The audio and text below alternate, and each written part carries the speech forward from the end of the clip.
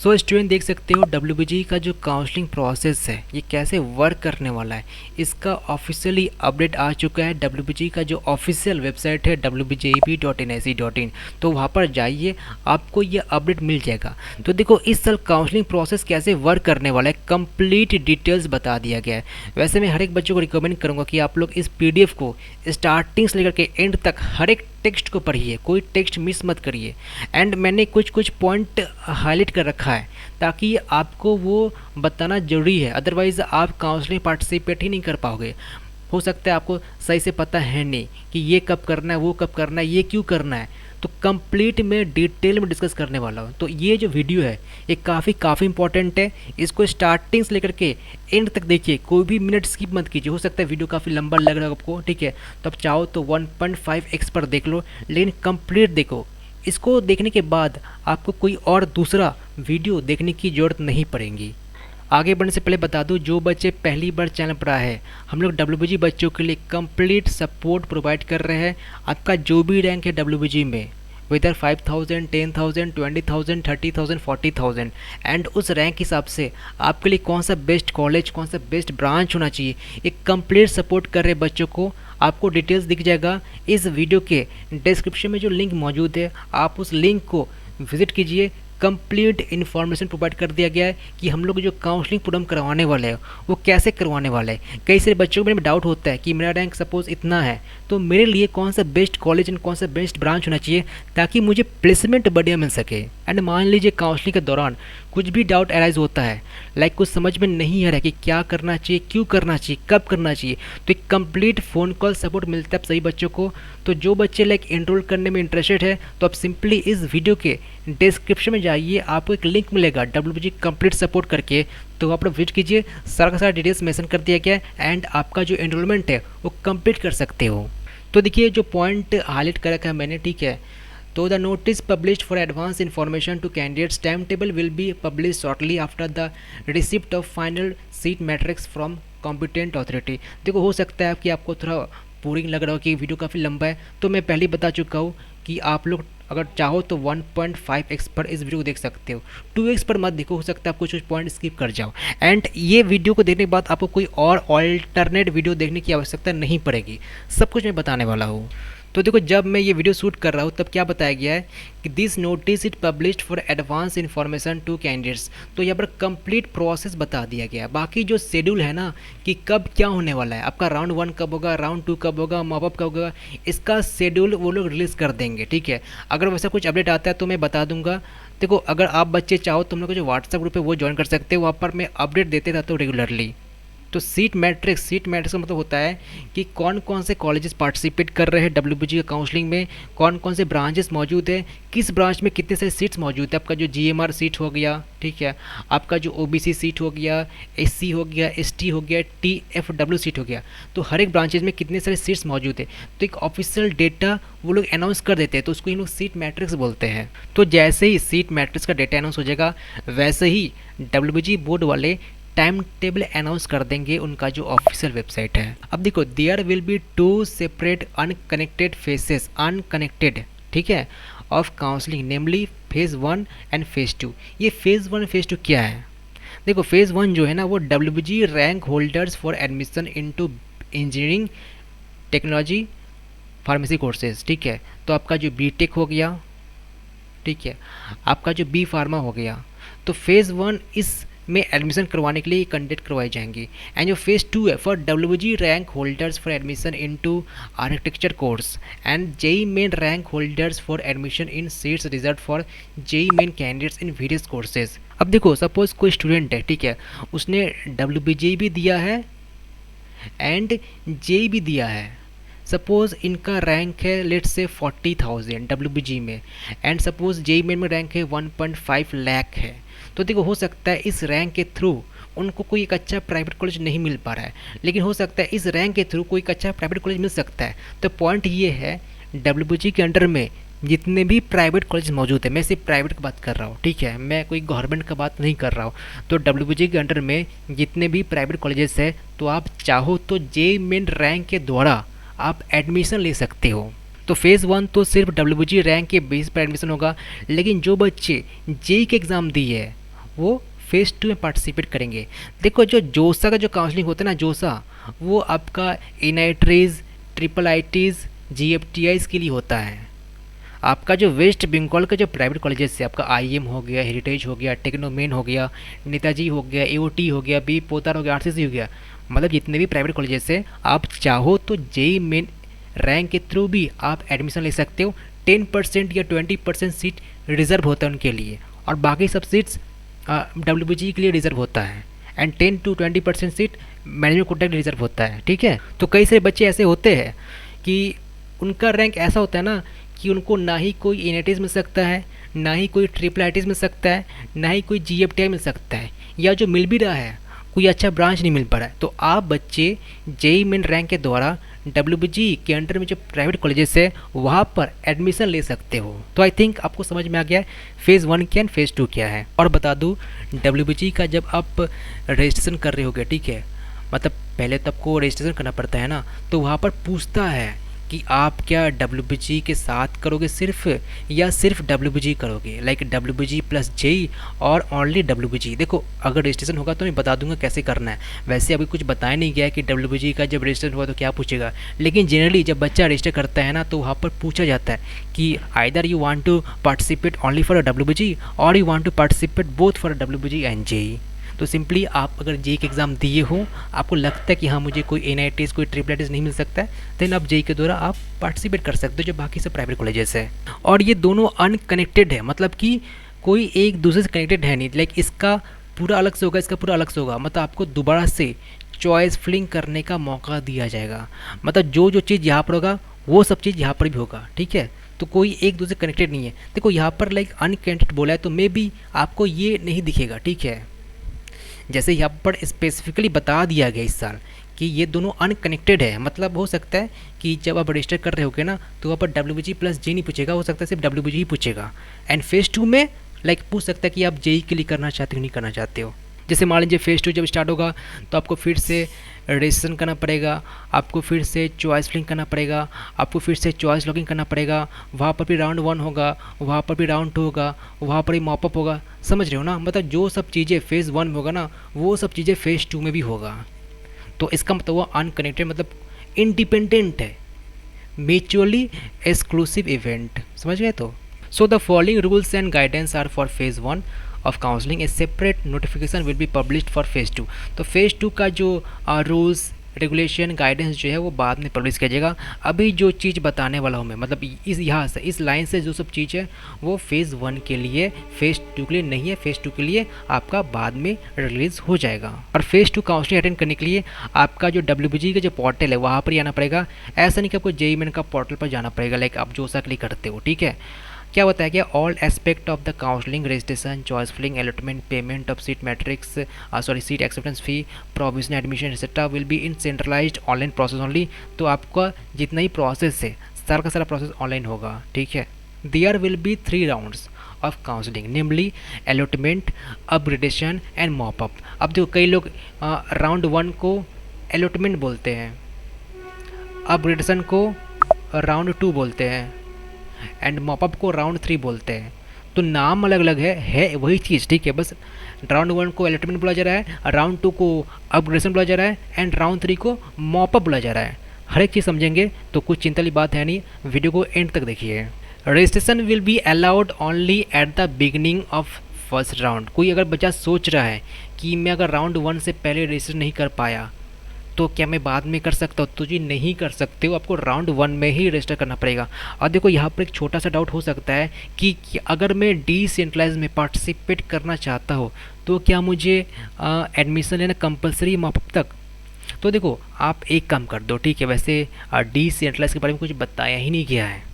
देखो डिसेंट्रलाइज होता क्या है, डिसेंट्रलाइज का मतलब होता है वैकेंट सीट को फिलअप करना।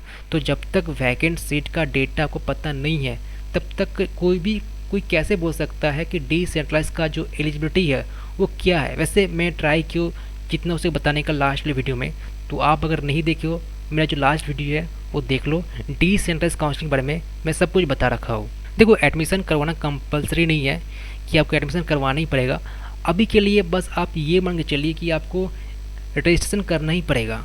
तो जो बच्चे लाइक डिसेंट्रलाइज्ड के टारगेट करके बैठे हैं कि नहीं मैं डिसेंट्रलाइज में बैठूंगा, तो मैं रिकमेंड करूँगा कि आप लोग ट्राई कीजिए डब्ल्यू का जो सेंट्रलाइज काउंसलिंग है वहाँ पर रजिस्ट्रेशन कर लेने का, यानी कि आपको ये जो 500 जो रुपया है ना वो देना ही पड़ेगा। तो ट्राई कीजिए मतलब ये कर लेने का, ठीक है, इसको छोड़िए मत। अब ये दो पॉइंट है G&H, इसका मतलब क्या है? The board will not convert or dereserve any vacant seat in any reserve categories.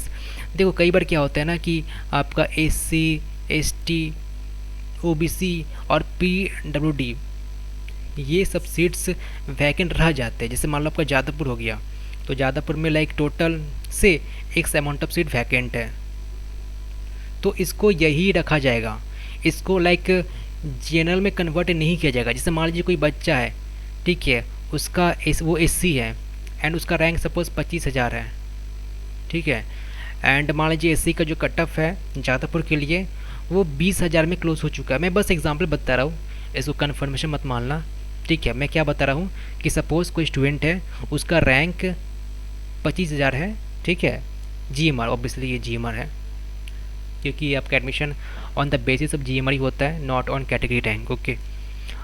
And आपका जो SC का जो कट ऑफ है जादवपुर का वो इतना है, लेट्स से, ओके। तो देखो अब ये बच्चा सोच रहा है कि मैं 5,000 के लिए मैं मिस कर दिया, ठीक है, जो भी ब्रांच उसका जो कट ऑफ था। तो देखो ये जो सीट है, जो रिमेनिंग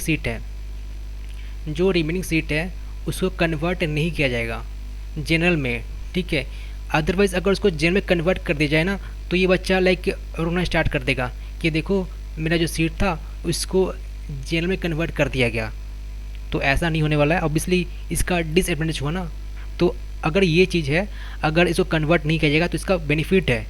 क्यों बेनिफिट है? क्योंकि उसको कन्वर्ट जब किया ही नहीं गया तो अगर चाहे तो डिसेंट्रलाइज में, ठीक है ना, डिसेंट्रलाइज में वो एज ए SC सीट ले सकता है। वैसे यहाँ डिसेंट्रलाइज के बारे में नहीं बोला गया है, यहाँ पर मान लीजिए आपका राउंड 2 हो गया, मॉपअप हो गया, ठीक है, तो किसी भी राउंड के दौरान सीट कन्वर्ट नहीं किया जाएगा, SC का SC ही रहेगा, उसको जनरल नहीं कर दिया जाएगा। जैसे मान लीजिए राउंड 2 का जो कट ऑफ था SC के लिए, OBC के लिए मैं बात करता हूँ, ठीक है, 7,000 था एंड आपको सपोज रैंक 9,000 को नहीं मिल पाया, ठीक है, तो मॉपअप में वो सीट OBC का OBC रहेगा, उसको जनरल में कन्वर्ट नहीं किया जाएगा।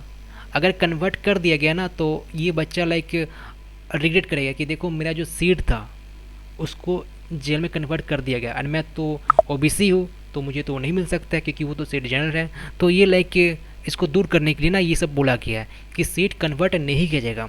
सेम विथ TFW सीट, जैसे मान लीजिए राउंड 1 हो गया, राउंड 2 हो गया, राउंड 2 का जो कट ऑफ है TFW का, लेट्स से आपका IM का जो IT है उसका TFW कट ऑफ जो है वो 2.5 की है, ठीक है।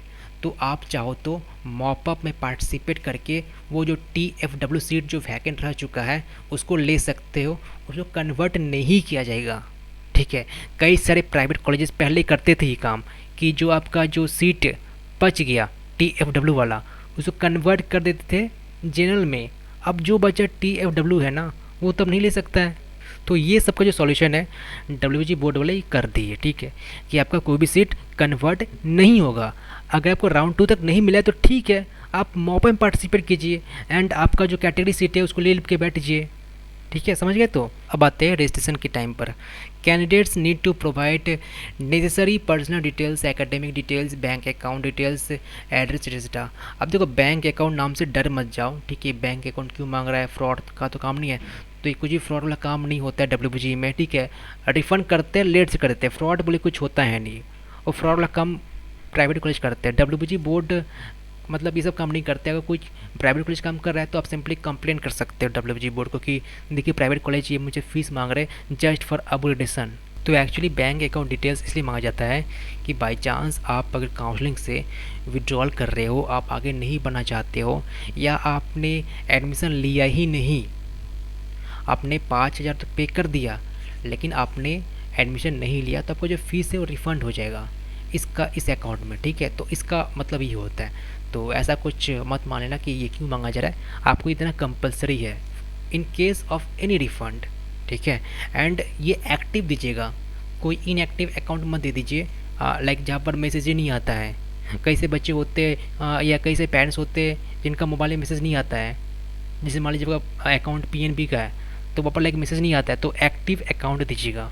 अब देखो ये सब पढ़ लो, ठीक है, कुछ ज़्यादा कॉम्प्लेक्स नहीं है, काफ़ी सिंपल है, ठीक है। मैं जो इम्पोर्टेंट है, जो कि आपको बताना जरूरी है, वो मैं एक्सप्लेन करना चाहता हूँ। तो आगे बढ़ते हैं। अब आता है चॉइस फिलिंग। तो रजिस्ट्रेशन के बाद आपका चॉइस फिलिंग होता है। तो देखो जब आप रजिस्ट्रेशन करोगे ना, तो रजिस्ट्रेशन करने के समय आपको डॉक्यूमेंट अपलोड करना पड़ता है, ठीक है। आपको शायद दिख जाएगा डॉक्यूमेंट अपलोड करने का सेक्शन। तो डॉक्यूमेंट को क्या कीजिएगा, डॉक्यूमेंट को स्कैन कीजिएगा। डॉक्यूमेंट को स्कैन करने के बाद, स्कैन कैसे करना है, देखो स्कैन का मतलब होता है कि जो टेक्स्ट है वो क्लियरली विजिबल दिखे। कई लोग क्या करते हैं, फ़ोटो खींच लेते हैं, मतलब कि सपोज़ ये डॉक्यूमेंट है, इसका डायरेक्ट फ़ोटो खींच लेते हैं और उसको अपलोड कर देते हैं। ऐसा मत करो, ठीक है। आपका जो भी डॉक्यूमेंट है इसको स्कैन करो। स्कैन एक्चुअली टेक्स्ट को और क्लियर बना देता है। अब देखो आपके पास अगर 30,000 वाला और 40,000 वाला मोबाइल है तो आप तो कर ही लोगे, क्योंकि उससे कैमरा काफ़ी बेटर है। अब जिनके पास उतना मतलब हाई मोबाइल नहीं है, लाइक 10,000 का 15,000 का मोबाइल है, तो ऑब्वियसली आपका पिक्चर का जो क्वालिटी है उतना बेहतर नहीं होगा, तो बेटर स्कैन कर लीजिए। स्कैन करने के लिए क्या एप्लीकेशन आता है, लिख लो, क्लियर स्कैनर, ठीक है। तो इस एप्लीकेशन के माध्यम से आप स्कैन कर सकते हो डॉक्यूमेंट को, एंड काफ़ी टेक्स्ट को क्लियर बना देता है।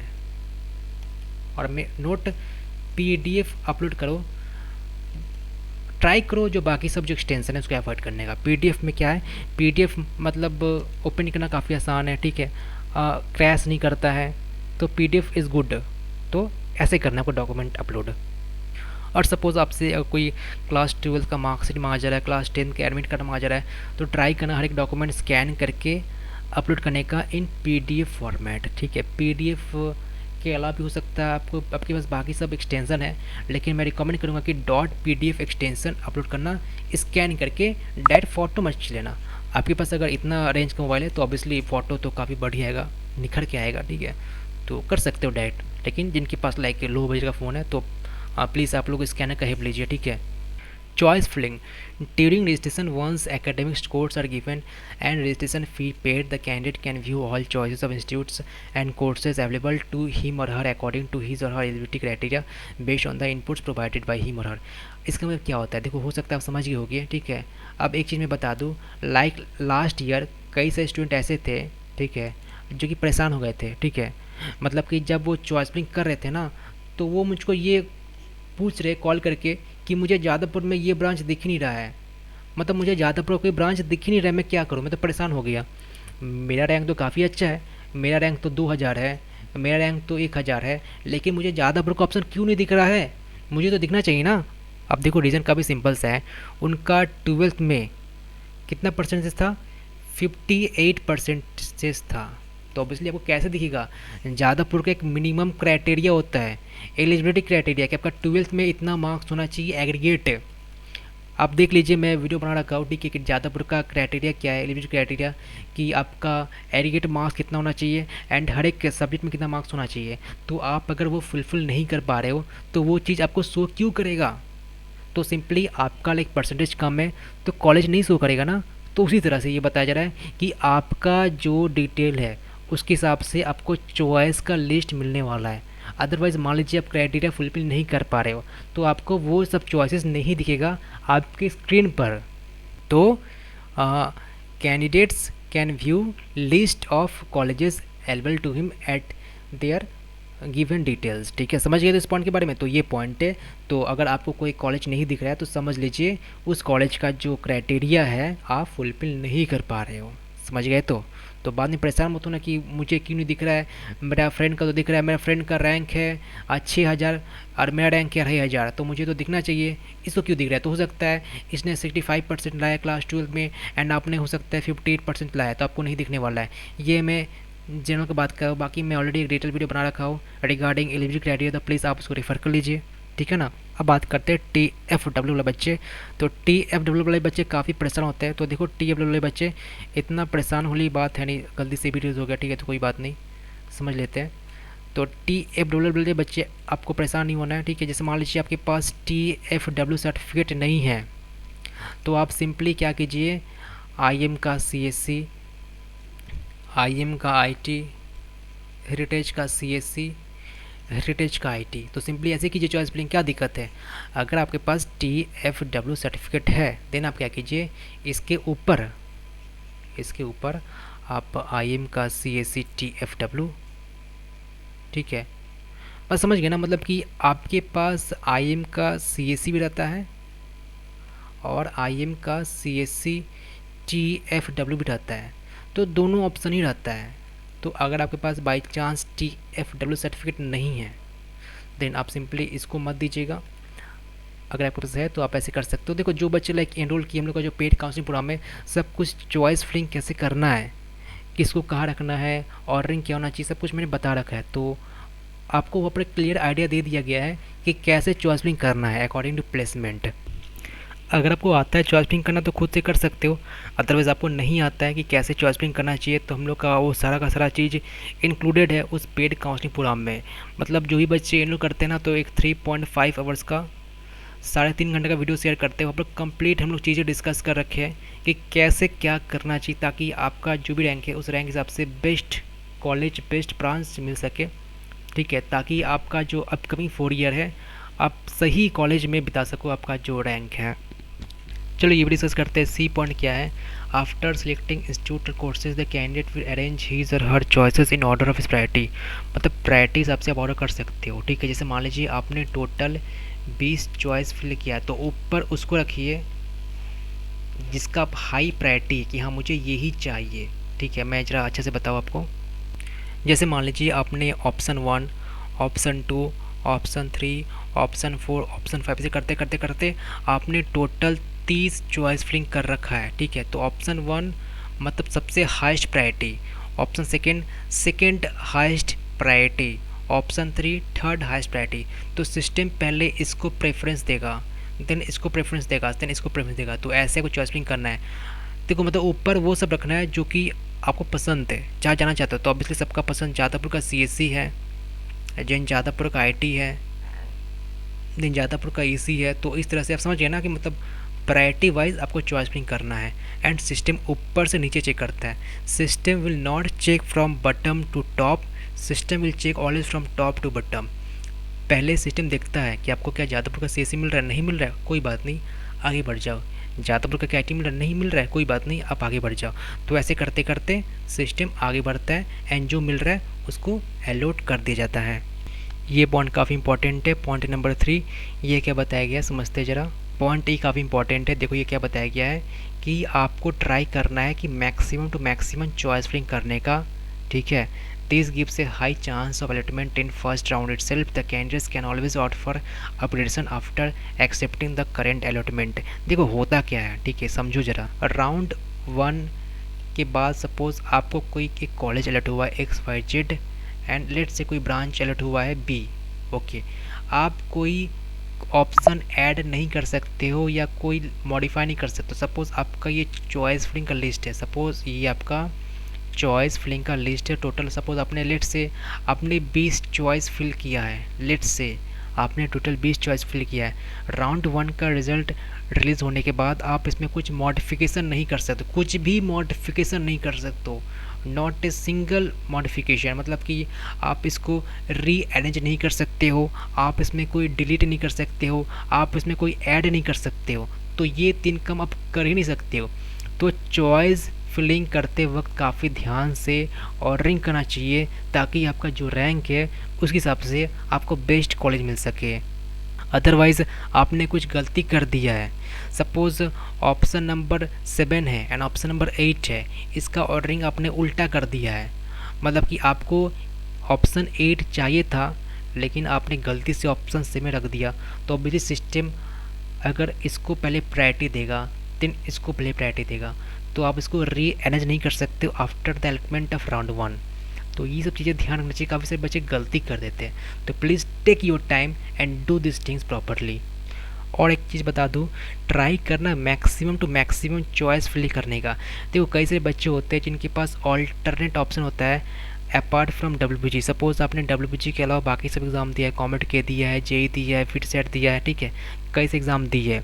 अगर आपके पास ऑल्टरनेट ऑप्शन है तो आप लिमिटेड चॉइस फिल कर सकते हो, लेकिन आपके पास अगर कोई अल्टरनेट ऑप्शन है ही नहीं, आपके पास WBG एकमात्र ऑप्शन है to get a college. Then obviously आपको ट्राई करना चाहिए जितना ज़्यादा हो सके उतना ज़्यादा चॉइस फिलिंग करने का। यहाँ पर कोई लिमिटेशन है नहीं, आप चाहो तो 50 कर सकते हो, 100 कर सकते हो, 200 कर सकते हो, ठीक है। तो कोई लिमिटेशन है नहीं। जैसे मान लीजिए एक कॉलेज है, लेट से कोई कॉलेज है XYZ एंड लेट से कोई ब्रांच है B एंड उसका कट ऑफ लेट से है 9000 कट ऑफ है, समझ में ना। कोई कॉलेज XYZ ब्रांच B है, कट ऑफ 9000 है एंड आपका जो रैंक है लेट से 7000 है। तो आप क्या सोच रहे हो कि अरे कट ऑफ 9000 है और मेरा रैंक 7000 है, तो मुझको बहुत आसानी से मिल जाएगा ये जो ब्रांच है B इन दिस कॉलेज। तो देखो, ऐसा आप सोच सकते हो, ऐसा बोल सकते हो, लेकिन रियलिटी में ये क्या पॉसिबल है इस साल, तो ये कन्फर्मेशन नहीं बोल सकता हूँ मैं।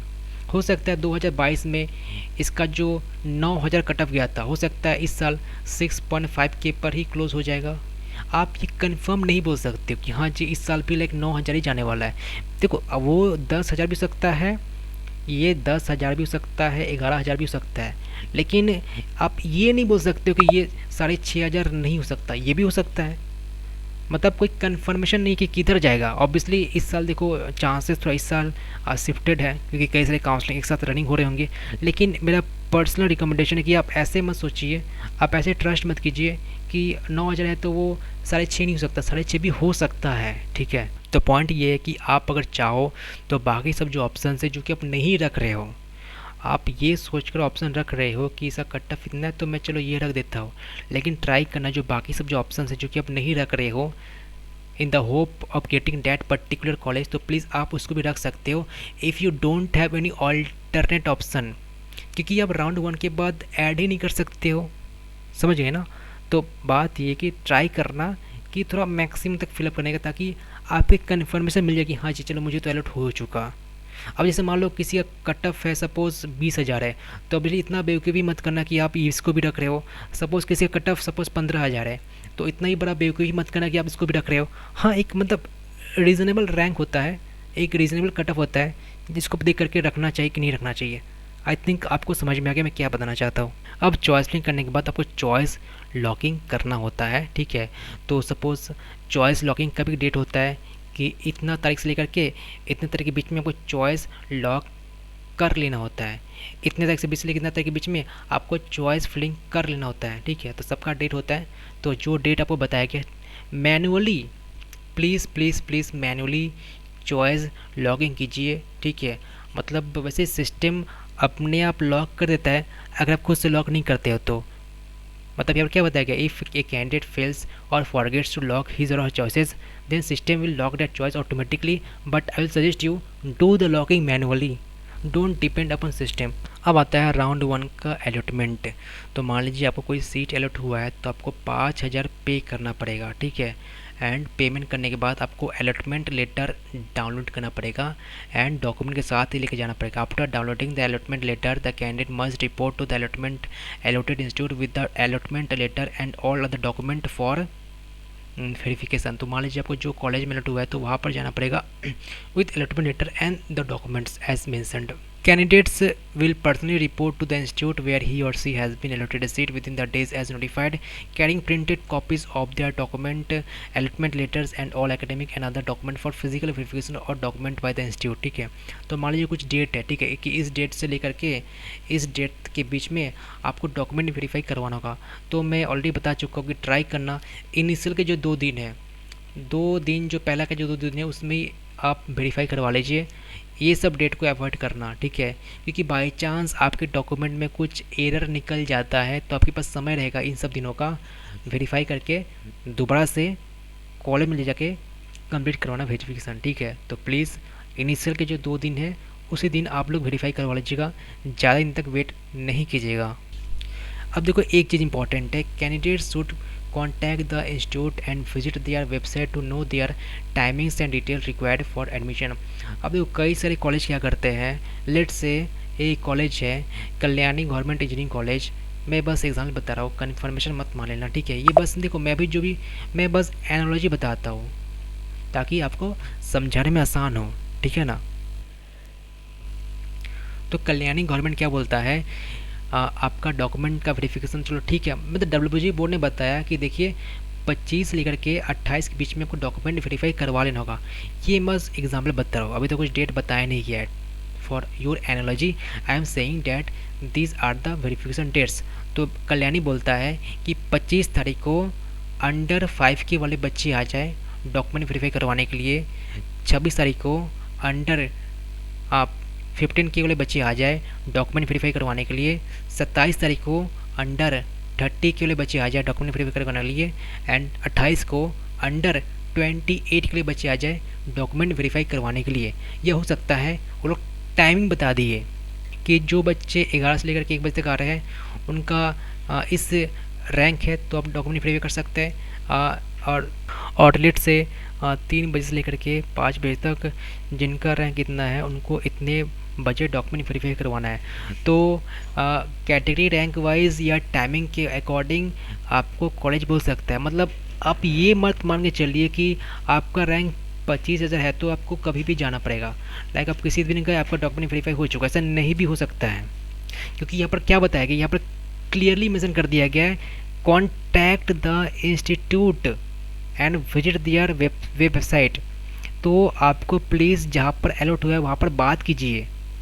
वैसे डेट तो बता दें कि 26 से 28 के बीच में, लेकिन बाई चांस ये लोग ये बता दिए कि आपको 25 को इस रेंज वाली बच्ची आ सकते हैं, 27 को ये रेंज वाली बच्ची आ सकते हैं, मान आपका रैंक है 30,000, ठीक है, एंड आप ये सोच के बैठे हो कि मैं किसी दिन जाकर डॉक्यूमेंट वेरीफाई कर सकता हूँ। तो मैं भी ऐसा ना हो, आपको कंफर्म करना पड़ेगा कॉलेज से कि मुझे कब जाना है, मेरा शेड्यूल कब है, क्योंकि ये पॉइंट मेंशन कर दिया गया इस साल। तो प्लीज़ आप लोग ये ध्यान रखिएगा।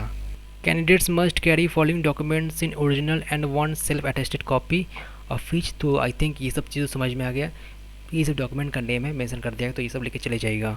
और हाँ, यहाँ पर ये तो बताया नहीं कि अलग से देखो आपको या तो येस अपग्रेडेशन या नो अपग्रेडेशन का फॉर्म लेके जाना पड़ेगा। ये तो लेके जाना ही पड़ेगा, लेकिन साथ ही साथ ये भी लेके जाना पड़ेगा, ठीक है। और वो जो अलॉटमेंट लेटर जो आपने पेमेंट जो किया था 5,000 का अलॉटमेंट लेटर, वो भी लेके जाना पड़ेगा, ठीक है। सर का सारा सेल्फ अटेस्टेड होना चाहिए। तो यहाँ पर बता दिया गया येस और नो के बारे में, तो उसको ऊपर लीजिएगा कि आपको या तो येस या नो लेके जाना पड़ेगा। मैक्सिमम बच्चे येस ही लेके जाते हैं, कोई बच्चा नो क्यों लेके जाएगा, ऑब्वियसली चाहेगा कि हाँ मुझे जो अलॉट हुआ है मुझको वहाँ पर ही उससे भी बेहतर मिले, ठीक है। अब देखो ये काफ़ी सिंपल है, ठीक है, मैं मतलब बोरिंग नहीं करना चाहता आप लोग को, आप लोग बोर हो जाए इसलिए मैं ये सब नहीं बताने वाला हूँ, काफ़ी सिंपल सा है, तो प्लीज़ आप लोग इसको पढ़ लीजिए। देखो मैं बस आपको छोटा सा मैं बता दूँ शॉर्ट में, मान लीजिए आपको राउंड 1 में कोई कॉलेज अलॉट हुआ है, ठीक है, लेट से ऑप्शन नंबर 13 आपने टोटल 25 ऑफ चॉइस फिल किया है, एंड जो 13 नंबर जो चॉइस है वो आपका अलॉट हुआ है। आप चाहते हो कि नहीं इसके जो ऊपर के जो चॉइस है लाइक O1 से लेकर के O12 ये मुझे मिले, तो आपको सिंपली येस अपग्रेडेशन का फॉर्म फिलअप करके सबमिट करना पड़ेगा। एंड एक बात ध्यान रखो, O13 से लेकर के O25 तक जितने भी चॉइसेस है उसको एलिमिनेट कर दिया जाएगा, उसको कंसिडर नहीं किया जाएगा आफ्टर राउंड 1। हाँ, लेकिन अगर कोई कॉलेज नहीं मिलता है इसमें देन आपका ये कॉलेज रहेगा, डिलीट नहीं हो जाएगा। तो ये जो पॉइंट है 1 2 3, तो प्लीज़ आप लोग इसको पढ़ लीजिएगा, काफ़ी सिंपल में बता दिया है, काफ़ी डिटेल में बता दिया। तो कुछ डाउट है तो कमेंट कर दो, अदरवाइज़ अगर मैं रिप्लाई नहीं दे पाया तो कोई ना कोई सीनियर या कोई ना कोई बच्चा रिप्लाई आपको दे ही देगा। अब आते हैं राउंड 2 अपग्रेडेशन, ठीक है। The allotment will be declare on the pre schedule date, round 2 being the last and final normal round, there is no scope of further upgradation. देखो राउंड 1 राउंड 2 रिलेटेड है, mop up related नहीं है, ठीक है। तो round 2 के बाद आप अपग्रेड नहीं कर सकते हो। मॉपअप जो है ना, मॉपअप एक फ्रेश राउंड है, समझ रहे हैं ना, मॉपअप जो है ना वो एक फ्रेश राउंड है, फ्रेश राउंड है। मतलब आपको दोबारा से यहाँ पर चॉइस फिलिंग करना पड़ेगा, चॉइस लॉगिंग करना पड़ेगा, रजिस्टर नहीं करना पड़ेगा, रजिस्ट्रेशन नहीं करना पड़ेगा, मतलब आपका अकाउंट रहेगा, आपको बस एक पेमेंट करना पड़ेगा। मैं कितना पेमेंट करना पड़ेगा देखो ये बार बताया गया, इसको जो नीचे देखो 200 रुपये पे करना पड़ेगा, ठीक है, आगे आएंगे बताते वो भी। तो मॉपअप एक फ्रेश राउंड है, ठीक है। राउंड 1 राउंड 2 रिलेटेड है। जैसे मान लो राउंड 1 में आपको ऑप्शन 13 अलर्ट हुआ है, ठीक है, एंड राउंड 2 में आपको कोई अलर्ट नहीं हुआ है, तो ऑप्शन 13 रहेगा, चला नहीं जाएगा, ऑप्शन 13 रहेगा। अगर कोई नया कॉलेज मिल गया देन आप क्लेम नहीं कर सकते कि जी मुझे कि ऑप्शन 13 मिल सकता है, नहीं। अगर आपको कोई नया कॉलेज मिलता है देन आपको वही लेना पड़ेगा, क्योंकि आपने तो प्रायोरिटी के अकॉर्डिंग मेंशन कर रखा है ना, तो ऑब्वियसली आपको राउंड 2 में या तो O1 से लेकर के O12 तक मिलेगा, तो ऑब्वियसली आपको वही लेना पड़ेगा, आपका ये डिलीट हो जाएगा। ठीक है। अब देखो mop up participation mop up round is optional, तो ये ज़रा पढ़ लीजिएगा, काफ़ी सिंपल में। ठीक है, आप बोर ना हो जाए इसलिए मैं ये रीड नहीं किया, जो इंपॉर्टेंट है मैं बस रीड करते जा रहा हूँ। ओके, वैसे भी आप शायद 1.5x पर ये वीडियो देख रहे होगे। A candidate must register for mop-up round fee of ₹200 and confirm his willingness to participate in the mop-up. There will be only one mop-up round and it will be last and final round of counseling conducted by WBJEB.